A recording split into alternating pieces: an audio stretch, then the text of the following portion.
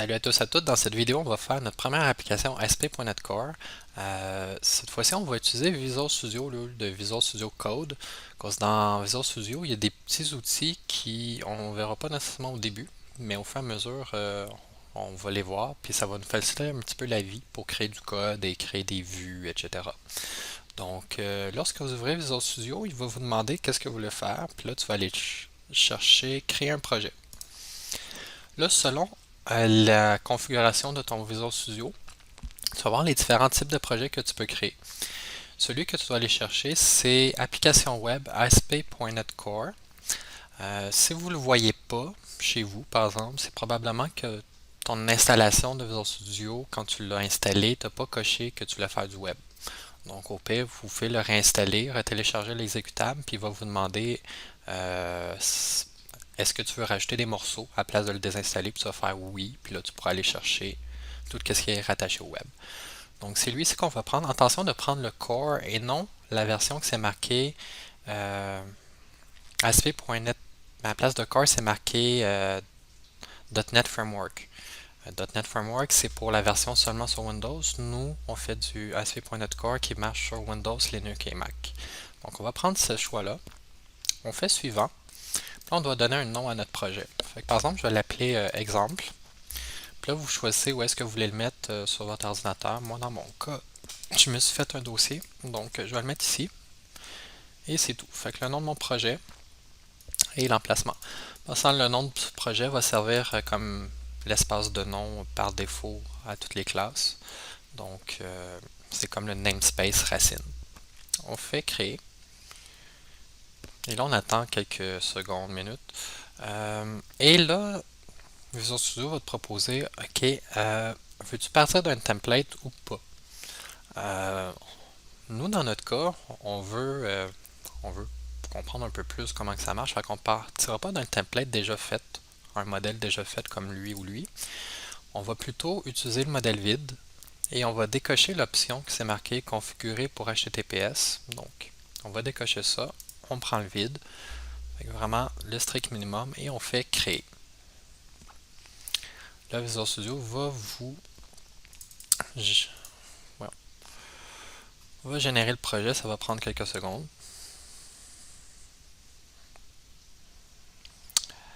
Et là, moi, il l'a mis pas dans la bonne page, il l'a mis ici. Bon. Dans l'explorateur de fichiers, vous allez trouver pas énormément de choses, parce que c'est un projet vraiment le strict minimum. Tu vas avoir un programme que c'est le point d'entrée qui va permettre de, un peu comme dans les applications console, tu as un main, ben ici, tu as un main aussi. Puis son rôle de ce fichier-là, c'est juste, cette classe-là, c'est juste créer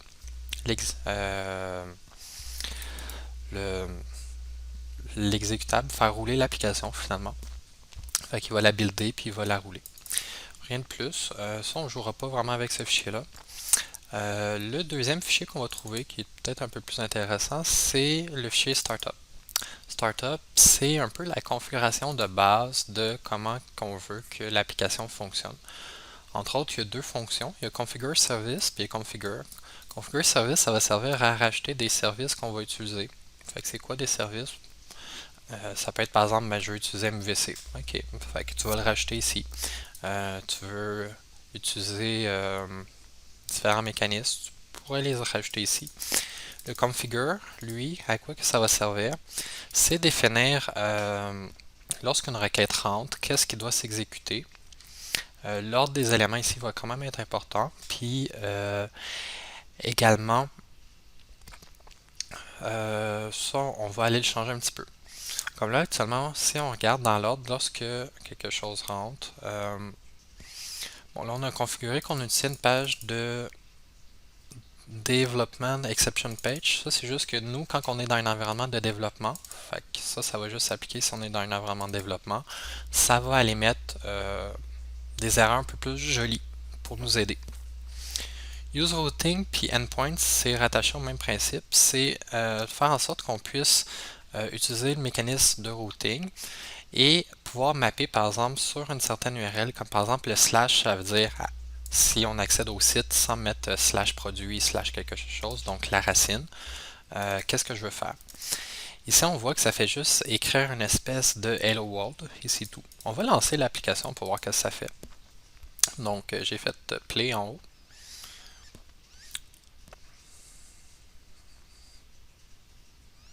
On attend un petit peu. Et on voit que ça ouvre le navigateur avec un certain port, localhost, un port aléatoire.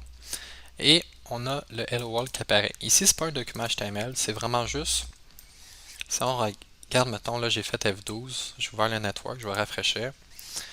Tu vas te rendre compte que, bon, c'est une requête 200 pour dire que tout est correct, fait que le serveur il a répondu que tout est beau, puis il a juste renvoyé du texte tel quel. Il n'a pas renvoyé un document HTML, c'est juste du texte. Mais notre navigateur est assez gentil qu'il nous l'affiche quand même, même si c'est pas un document HTML. Fait que c'est gentil. Bon, ça le fait. C'est très cute ça, mais imaginons que on aurait de la logique. Par exemple, il faut accéder à une base de données. Okay? Ben ici, il faudrait que j'écris le code pour accéder à la base de données. Puis là, il faudrait que je construise ma vue. Okay? Fait que là, il faudrait que je fasse ma vue, que je la construise, puis après ça, je pourrais renvoyer le document HTML avec les données dedans que j'ai récupéré de ma base de données. Rapidement, ça pourrait devenir très très gros comme fonction. Ce serait plus tout petit comme ça. Donc, nous, on avait parlé qu'on allait utiliser l'approche MVC, donc modèle vue contrôleur, pour séparer un peu les concepts, les rôles, les responsabilités. Donc, première chose que je vais vous demander de faire, c'est qu'on va scraper un peu ce fichier-là ici, le startup, et je vais vous demander d'utiliser celui qui est à l'intérieur des documents de départ. Donc, dans les documents de départ que je vous ai donnés, il y en a un qui s'est marqué startup.cs. En passant, ça se peut dans la vidéo, je dis JS à la place de CS, parce que j'ai trop en tête JavaScript, mais c'est CS pour C Sharp. Donc, startup.cs. Je vais vous demander de copier et de coller ça ici. Fait que tu le copies et tu le remplaces par ça. Et on va analyser un petit peu qu'est-ce que je viens de faire. Là, ce que j'ai fait, j'ai dit, OK, je configure dans les services que je veux utiliser MVC. Donc, le service va être présent. Cette ligne-là est en commentaire. On va revenir un petit peu tantôt. Pourquoi? Après ça, dans la configuration, j'ai dit, OK, moi, si je suis en environnement de développement, je veux que tu m'affiches les pages d'exception comme il faut. Puis également, je veux que tu puisses me donner les fichiers de manière statique. Donc, les fichiers de manière statique doivent être dans un dossier qui va s'appeler www root. Donc, tout ce qui va être à l'intérieur, ça va être accessible sans passer par le système de routing, etc., qui est défini plus bas. Donc, si on veut avoir des fichiers statiques, par exemple dans notre application, et pouvoir y accéder, on va ici, dans l'exemple, faire clic droit dessus, puis on va aller racheter un dossier. Fait que dans Ajouter, Nouveau dossier, on va l'appeler www.root. Là, tu vois que le dossier, normalement, ça garderait une icône de dossier orange pas beau. Mais là, c'est comme un dossier spécial, il fait comme une petite planète cute. Puis, à l'intérieur de lui, mais là, on pourrait aller mettre qu'est-ce qu'on veut. Par exemple, dans les documents de départ, vous avez un www.root avec du contenu. Vous pouvez aller prendre ce contenu-là. Par exemple, je pourrais prendre ça et aller à l'emplacement où est-ce que moi j'ai fait mon exemple. Donc, c'est pas ici. C'est ici. Je peux faire clic droit, ouvrir le dossier dans l'explorateur de fichiers, puis je vais aller les coller ici. Donc ça, c'est des fichiers que je me dis, ok, j'ai pas besoin du mécanisme de contrôleur qui va vérifier, peut faire des vérifications, qui peut aller parler avec un modèle, etc., générer une vue. Ces fichiers-là, je veux qu'ils soient accessibles facilement juste en tapant le nom de mon site slash CSS ou image slash le nom du fichier. Donc, c'est à ça que ça sert, ça ici. Et en version développement, j'ai mis une petite indication de plus pour dire que je veux pas qu'il y ait je veux pas que le navigateur mette en cache les fichiers qu'il a reçus. Fait que le navigateur parfois est assez intelligent qu'il va aller mettre en cache, ben, pas intelligent, c'est selon qu'est-ce que le serveur va y dire. Mais lorsque le navigateur reçoit une réponse, selon le serveur, s'il a spécifié quelque chose pour le cache, il peut décider de conserver le fichier. Et dans le futur, s'il en a besoin de nouveau, il ne va pas le redemander au serveur, il va prendre la version qu'il y a dans le cache. Donc moi, en développement, je ne veux pas qu'il y ait de cache. Je veux que le navigateur ait tout le temps les redemander à chaque fois les fichiers qui sont ici. Comme ça, si je fais un changement ici, dans le site.cs, ben, je vais être capable de l'avoir. En production, ben, je fais juste donner les fichiers tels quels, avec mon else, mais je ne mets pas de mécanisme de cache. Je ne touche pas au cache, donc je laisse comme qu'il était. Et ici, j'ai donc ça, je pourrais même le tester. Je vais le lancer juste pour vous montrer les fichiers statiques que j'ai bien accès. Donc ça va finir par lancer, ce sera pas long. Donc là, si je tape image slash personne1.jpg, je suis capable d'avoir ma première personne. Passant, inquiétez-vous pas, c'est des personnes générées par intelligence artificielle, c'est pas des vraies personnes. Ça, il dérange pas. Donc, ça ici, c'est comme un standard que convention over configuration, donc static file par défaut, il va aller prendre le contenu du dossier www.root puis il va l'exposer tel quel, il va le rendre accessible. Donc, par la suite, mécanisme de routing, on avait dit que selon l'URL, le format, ben, c'est un certain contrôleur qui va prendre le relais. Donc ici, on voit qu'on a une espèce de pattern pour les routes, qu'on dit que si on a quelque chose, quelque chose, quelque chose, mais on n'a pas nécessairement quelque chose. Il y a un point d'interrogation, ça veut dire que c'est optionnel. Ben, ce quelque chose-là, ça va être le nom du contrôleur qu'on veut qu'il fasse l'action. Par exemple, j'aurais des produits, je pourrais avoir un produit controller, puis je pourrais avoir l'action consulter le produit. Je pourrais avoir produit contrôleur, l'action lister ou index. Souvent, index, ça représente le fait de lister. Donc, le nom du contrôleur, le nom de l'action qui doit être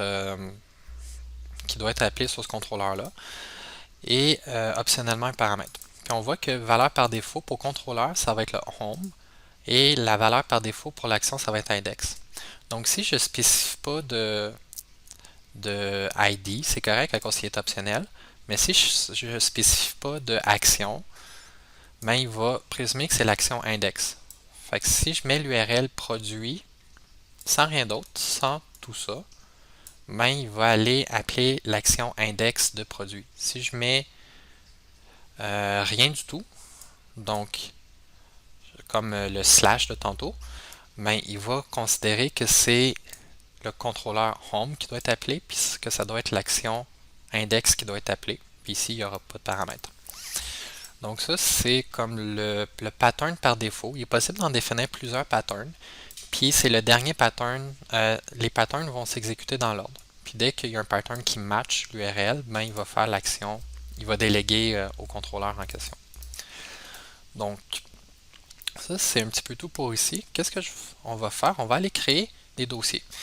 Juste attention ici, arrêter le débogage. Donc, on va arrêter l'exécution en pesant sur rouge. Et on va créer 3 dossiers. Pour les 3 lettres, nos 3 lettres préférées, modèle, vue, contrôleur. Fait que je vais faire clic droit sur exemple, je vais faire ajouter, je vais faire un dossier. Je vais appeler un dossier modèle. Je vais aussi rajouter un autre dossier que je vais appeler, en passant modèle, j'ai mis un S, c'est important. Souvenez-vous que quand on crée des classes, ils vont être classés dans le namespace, l'espace de nom, et l'espace de nom, il va prendre le nom du dossier. Donc, contrôleur avec un S, 2L, et un autre que je vais appeler view. Okay.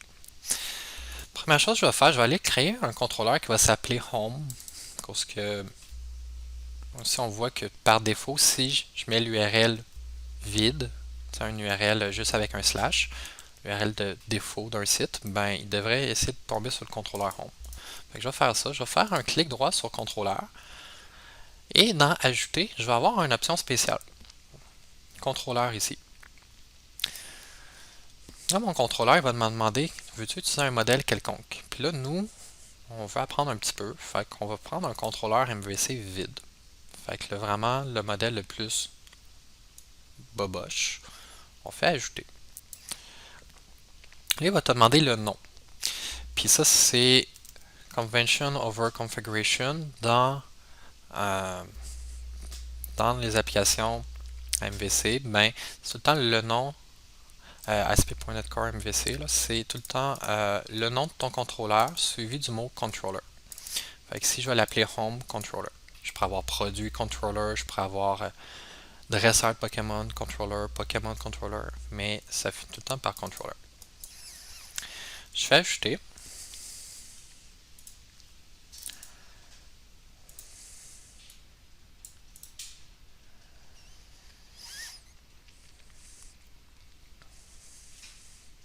Et là, j'attends. Et j'attends. Cause Visual Studio, c'est long.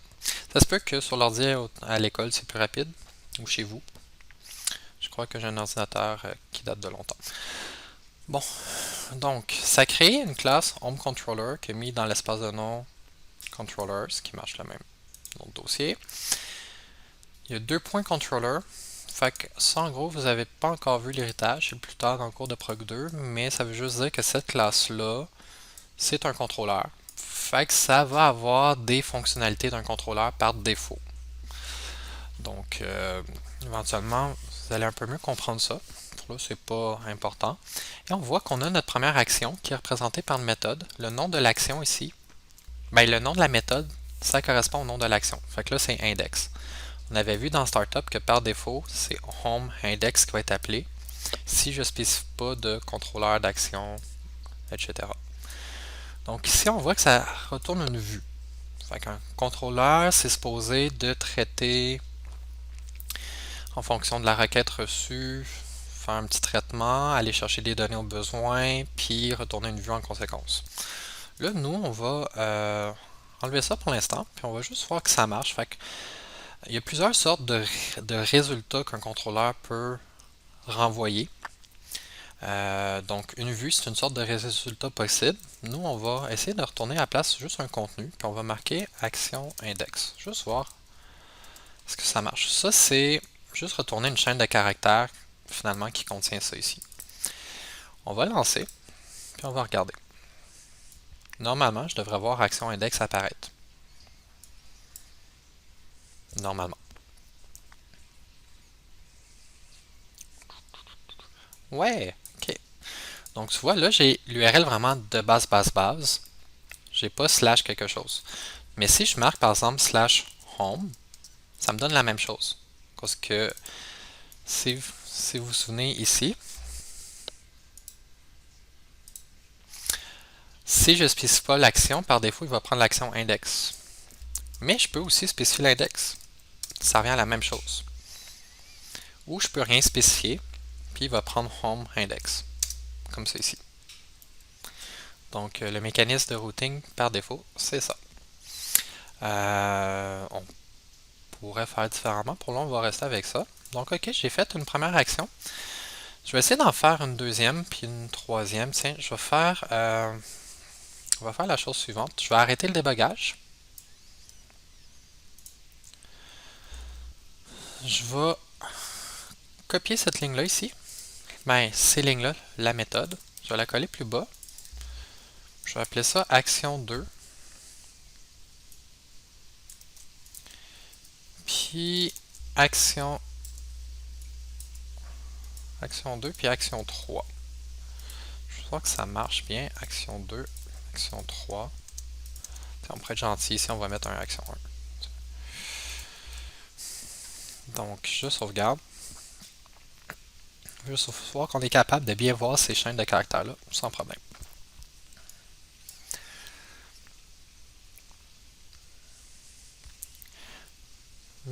Ok. Donc là, si je marque home, mais je marque un nom d'action différent. Fait qu'un un nom d'une méthode différente qui est publique sur mon home controller. Par exemple, je marque action 2. Ah, je vois le résultat. Fait que le contrôleur m'a retourné la chaîne de caractères. Même chose ici. Passant ici, c'est vraiment juste une chaîne de caractères, c'est pas un document HTML. Si on regarde par exemple le network et je rafraîchis, je peux voir que la réponse qui m'a été renvoyée, c'est juste une chaîne de caractères. Donc, OK. Là, on avait parlé de séparation des concepts. Donc, le contrôleur, lui, est supposé d'aller, mettons, valider l'entrée, chercher des données, ben, consulter le modèle au besoin, puis retourner une vue. Bon, on ne parlera pas de suite de modèles et tout ça, on va plutôt regarder tout de suite les vues. Action 2, là ici, arrêter le débogage, hyper important. On va remplacer notre chaîne de caractères, on va remarquer le mot view qu'on avait tantôt. Okay. Puis, fait qu'on va dire retourne-moi la vue. Mais là, on n'a pas créé de vue, il n'y en a pas ici. Par défaut, si on ne spécifie pas le nom de la vue, parce qu'on peut spécifier un nom de vue ici, qu'est-ce qu'il va faire? C'est qu'il va essayer de retourner la vue qui va correspondre au nom du contrôleur et du nom de l'action. Créons une vue en premier temps, puis on va voir comment il classe. Faites clic droit sur le nom de l'action, fait qu'action 2, puis allez choisir la première option, ajouter une vue. Là, tu as un petit écran qui te demande c'est quoi le nom de la vue, comment tu veux l'appeler. Il est gentil, donne le même nom que le nom de ton action. Puis là, il te demande veux-tu te baser sur un modèle quelconque. Fait que, par exemple, j'aurais un Pokémon qui a une certaine structure, un nom, un level, nanana. Je pourrais dire ben, crée-moi une vue qui va ressembler à ça. Mais là, on va laisser ça empty, puis on va décocher ça, puis on va faire ajouter.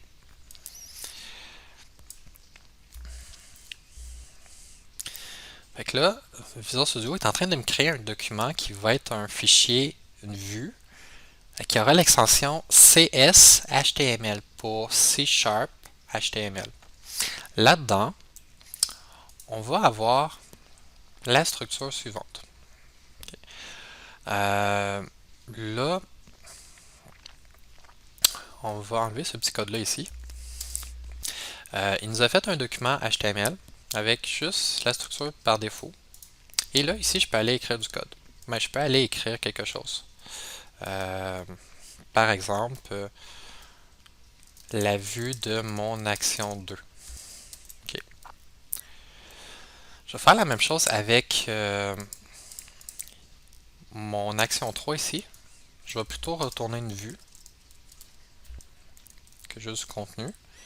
Et je vais aller faire ajouter une vue. Action 3, je fais ajouter.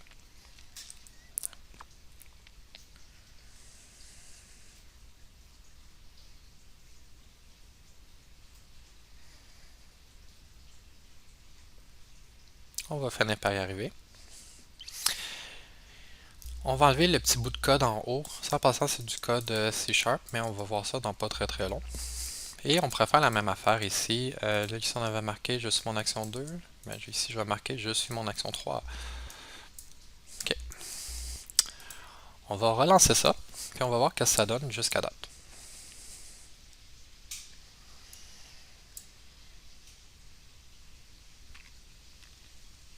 Donc, une demi-heure plus tard, ça fonctionne. On fait Home Action 2. Oh, la vue de mon action 2. Puis là, c'est un document HTML au complet. Puis là, ici, action 3. Ça marche. Bon, il n'y a rien qui t'empêche, par exemple, on voit ici le classement, tu as les vues. Dans le dossier vue, il a fait un dossier pour le Home Controller. Fait qu'il a fait un dossier qui s'appelle Home, puis il a mis les différentes vues. Il n'y a rien qui nous empêche, par exemple, de créer une vue supplémentaire et d'y faire référence, ou même de dire, OK, par exemple, j'aimerais ça que mon action 3, elle me retourne la vue de l'action 2. Fait que, si je veux retourner une vue différente que celle qui est ici, que ce nom-là, ce que je dois faire, c'est que entre les... Je dois passer un paramètre à vue, qui est le nom de la vue à utiliser. Fait que, par exemple, je peux marquer action 2. Si je fais ça, ben si j'appelle autant action 2 que action 3 sur mon contrôleur Home, tous les deux vont me retourner la même vue. Vont me retourner celle-là. À cause qu'ici, j'ai dit, ben utilise pas la vue qui porte ton nom, mais utilise plutôt la vue que je t'ai spécifié le nom ici. On va le faire.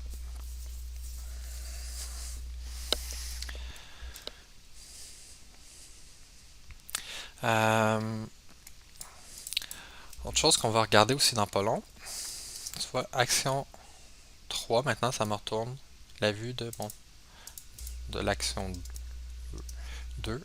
Même chose ici, fait que c'est parfait. C'est possible de faire Normalement, un contrôleur a accès qu'aux vues qui sont au niveau de son dossier à lui. Mais rien t'empêche de mettre le chemin au long pour avoir accès aux vues d'un autre contrôleur qui n'est pas dans ce dossier-là ici. Ça, c'est vraiment juste comme un path. Fait que rien n'empêche, par exemple, de marquer le chemin au complet comme view / home / ça pourrait marcher. Ce qu'on va essayer de faire, c'est de créer des vues qui sont partagées. C'est-à-dire que tous les contrôleurs vont avoir accès à ces vues-là.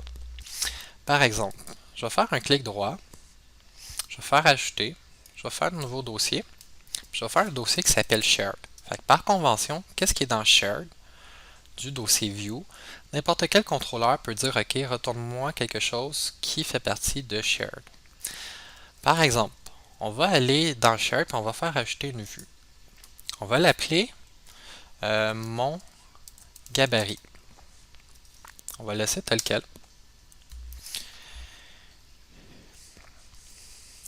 Puis ici, ce que je veux que vous fassiez, c'est aller prendre le contenu que vous allez trouver dans barre en bas layout.cshtml, qui est finalement une structure de Bootstrap avec juste quelque chose de très très banal. On va copier, puis on va aller remplacer qu'est-ce qui nous a mis dans notre vue par ça. Donc c'est un document très très boboche. Là, c'est marqué mettre le contenu ici. On va essayer, à l'aide de notre home controller, de retourner cette vue-là. Fait que, mettons, je vais dire, OK, mon action 3, j'aimerais ça qu'il retourne plutôt la vue qui porte le nom mon gabarit. Mon gabarit. Je vais lancer de nouveau l'application, puis je vais aller accéder à l'action 3.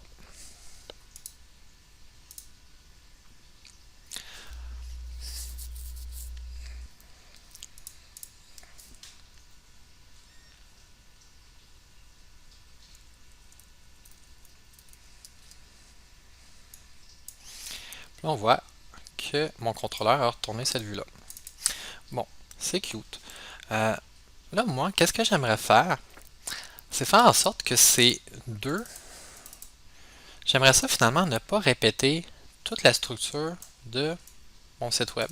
En fait, j'aimerais ça que que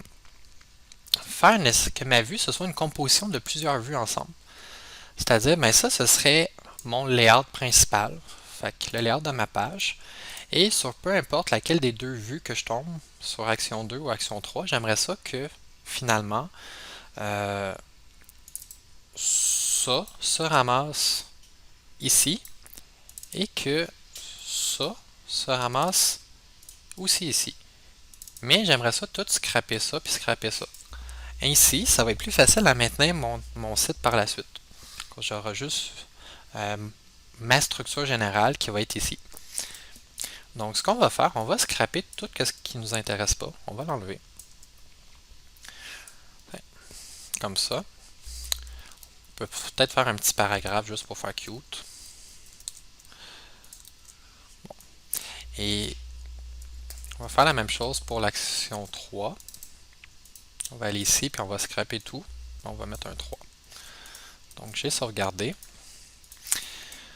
Ce qu'on va faire, c'est on peut utiliser dans les fichiers avec cette extension-là du C#. Et les vues découlent d'une certaine classe qui s'appelle des Razor Page. Et sur les Razor Page, ben, il y a une propriété qui s'appelle Layout qui permet de spécifier pour une vue c'est quoi le template à utiliser. Donc, ce qu'on va faire, c'est qu'on va mettre un peu de code C#. Pour ça, on fait ce symbole-là, le A commercial. On va faire une accolade ouvrante et fermante, qui veut dire on représente un bloc de code. Ici, on va aller modifier la propriété Layout. et on va lui donner comme valeur le nom de la vue qui représente notre layout, notre gabarit pour notre page. Fait que là, ici, c'est mon gabarit. Je vais faire la même chose, je vais copier, je vais aller dans Action 3, je vais mettre le même gabarit. Là, c'est beau ça qu'on a dit, ok, ça, j'aimerais ça que ce soit collé dans cette page-là, mais il faut que je dise où. C'est pas assez intelligent pour dire, ah oui, tu as marqué en majuscule, mettre le contenu ici, c'est là que je vais le mettre. Non. Il y a besoin de plus d'indications que ça. Donc, ce qu'on va faire, c'est qu'on va aller remplacer ça ici, puis on va mettre une ligne C# A commercial, render, body. Comme ça ici. Donc, tout ça, qu'est-ce qui est après le A commercial, c'est du C#. Ça veut dire, ben, le contenu de ma vue, je veux que tu l'affiches, le render, ici. Donc, ça ressemble à ça. On va essayer d'arrêter l'application, puis on va relancer, puis on va voir qu'est-ce qui se passe.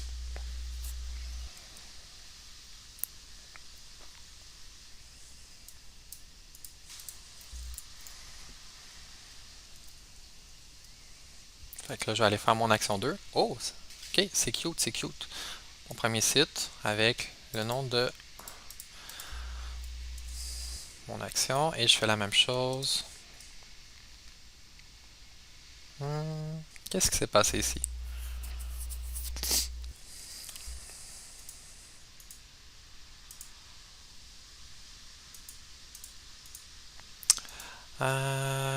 Ok. Oui, ici, j'ai oublié de changer dans mon Home Controller, dire que mon action 3, finalement, elle allait pas retourner le gabarit, mais plutôt la vue qui s'appelle action 3. Là, il est en train de chialer à cause que j'essaie de retourner mon gabarit. Mais dans mon gabarit, j'ai ça ici, render body. Puis là, il ne sait pas quoi faire avec ça. Donc, on va arrêter ça. On va enlever ça ici pour dire retourne-moi la vue action 3. Puis là, la vue action 3, lui, il va avoir le layout de spécifié. Fait qu'il va aller chercher ça ici, puis là, il va remplir le trou. Donc, on va réexécuter.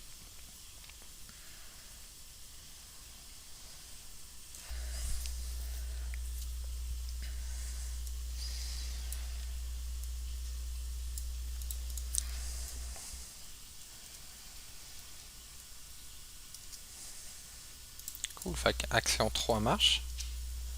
Et, comme j'ai pas tapé comme il faut, je recommence. Et action 2 marche aussi. Et ils partagent le même squelette, le même gabarit.